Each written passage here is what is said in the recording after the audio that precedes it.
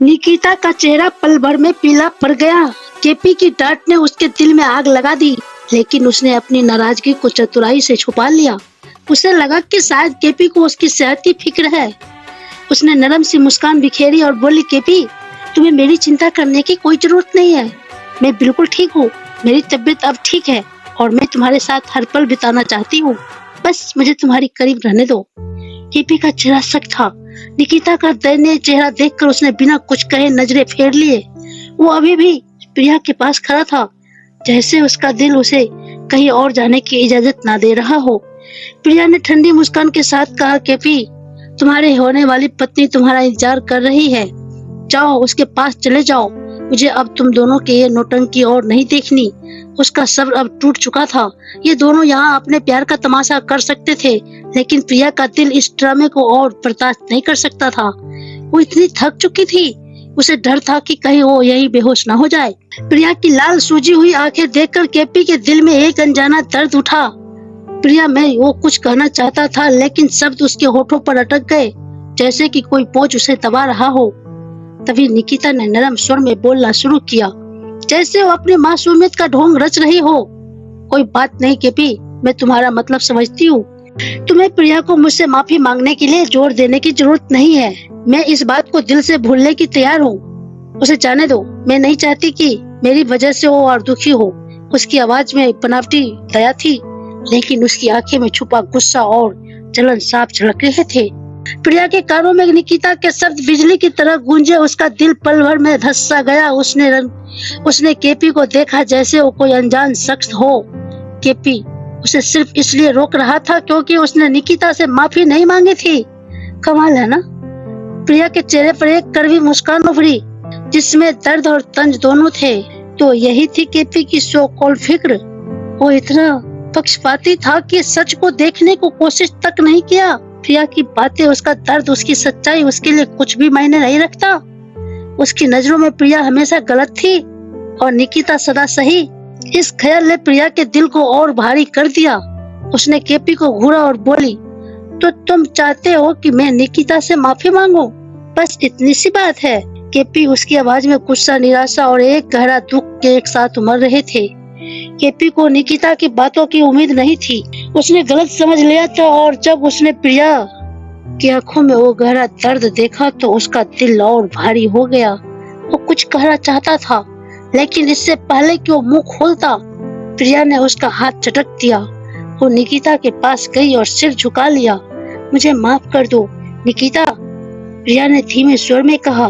उसकी आवाज में न पछतावा था न कमजोरी।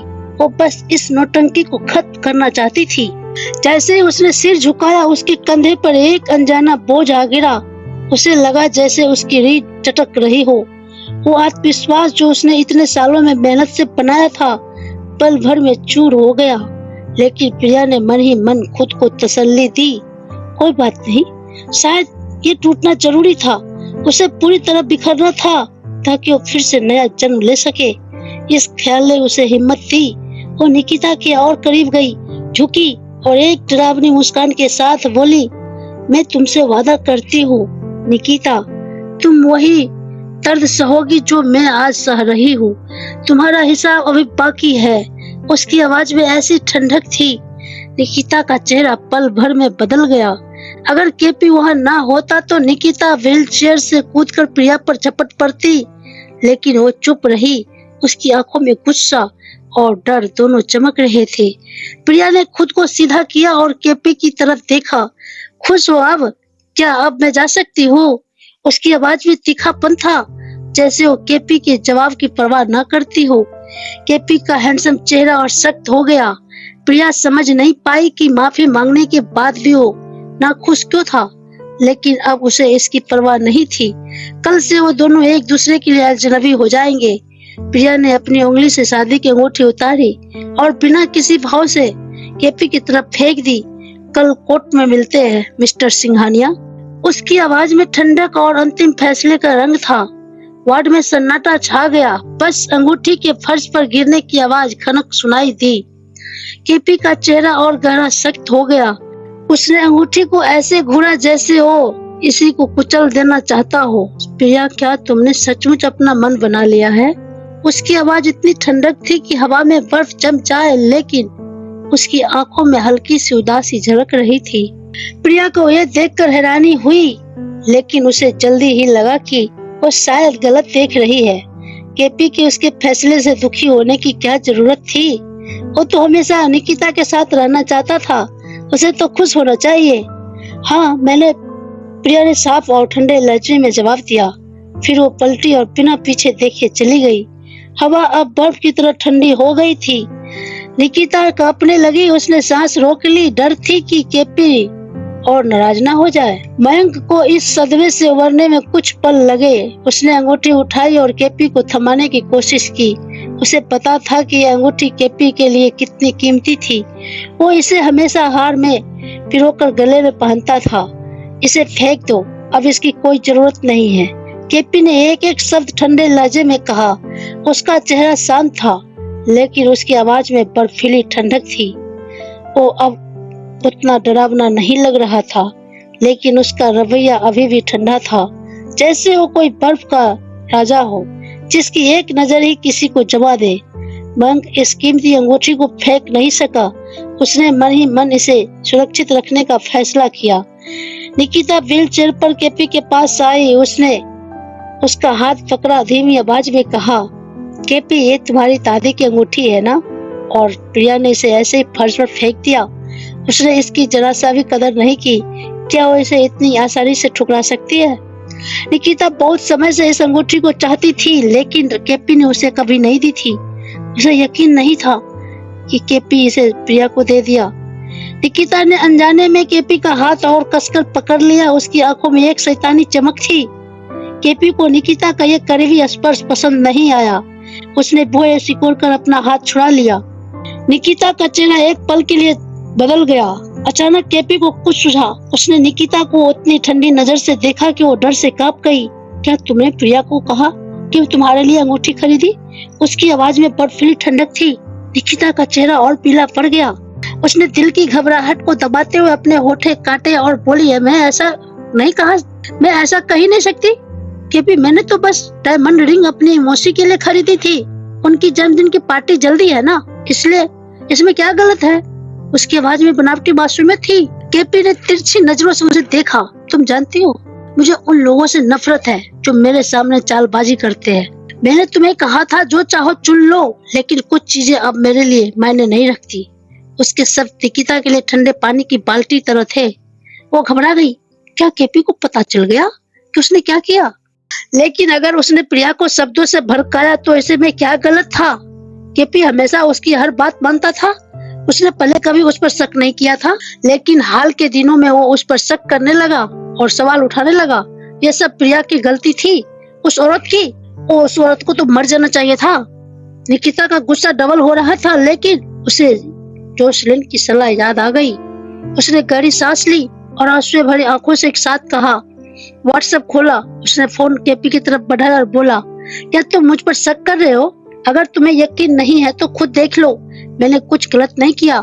फोन में कुछ दिन पहले की चैट थी जिसमें उसने अपनी मौसी से अंगूठी के बारे में राय मांगी थी। केपी का चेहरा थोड़ा नरम हुआ। उसने आह भरी और कहा, ठीक है।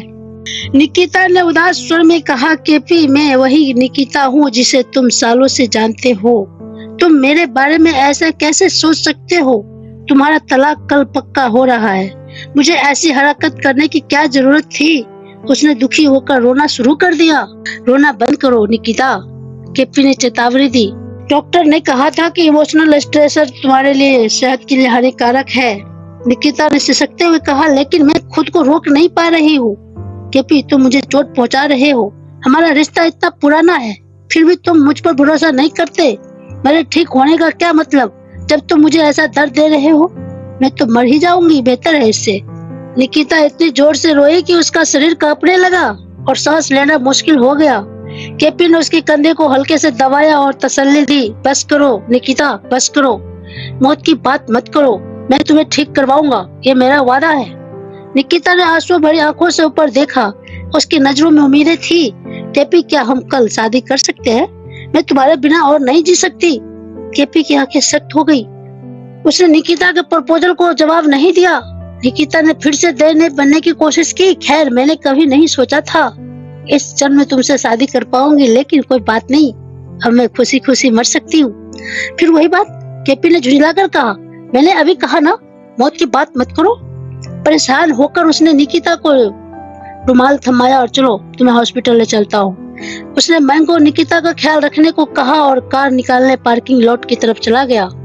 न जाने क्यों केपी निकिता के साथ अकेले रहना नहीं चाहता था। उसका रोना उसे दुखी नहीं कर रहा था, उसे बस चिढ़ हो रही थी।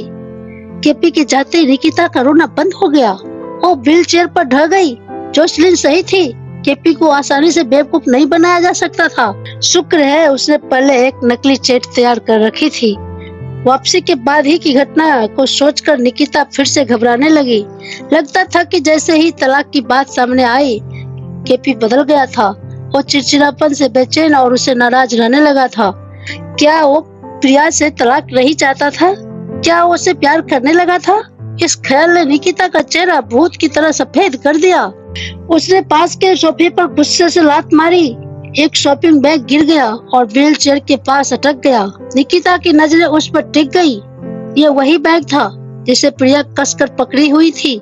शायद वो इसे भूल गई थी। रुको, ये ब्रांड तो जाना पहचाना था। निकिता ने सिर झुकाया, उसे याद आया, ये एक माँ और बच्चे की दुकान का है। मैं फोन पर बात कर रहा था। उसकी पीठ निकिता की तरफ थी। निकिता ने चुपके से बैग उठाया और अंदर झांका। उसका चेहरा तुरंत लटक गया। हैरानी के बाद उसे जल्दी से बैग कूड़ेदान में फेंक दिया। बच्चे के कपड़े? क्या प्रिया गर्भवती थी? कैसे? ये कैसे हुआ? कहाँ? कब? निकिता का दिमाग गड़बड़ हो गया। उसने सिर पकड़ लिया और सोचने की कोशिश की। केपी की हाल की बातों से लगता था कि उसे प्रिया की गर्भावस्था के बारे में कुछ नहीं पता था। प्रिया के बच्चे से छुटकारा पाना आसान होना चाहिए। निकिता के चेहरे पर एक डरावना भाव उभरा। उसकी आंखों में शैतानी चमक थी। उसे पहले दिन से पता था कि प्रिया उसके और केपी के बीच फिर से प्यार जगाने में रुकावट थी। खैर, एक बार उसका तलाक पक्का हो जाए, वो प्रिया से धीरे धीरे निपट लेगी। क्या निकिता की शैतानी साजिश प्रिया के बच्चे को खतरे में डाल देगी, या प्रिया का बेरहम एक्स इस बार उसकी रक्षा करेगा? क्या केपी को प्रिया की प्रेगनेंसी का सच पता चलेगा, या निकिता की चालबाजी उसे और अंधेरे में धकेल देगा? जानने के लिए हमारे साथ जुड़े रहे। अगर हाँ, कहानी पसंद आती है तो चैनल को सब्सक्राइब जरूर करें। तो मिलते हैं नेक्स्ट पार्ट को लेकर। तब तक खुश रहे, मस्त रहे, जय।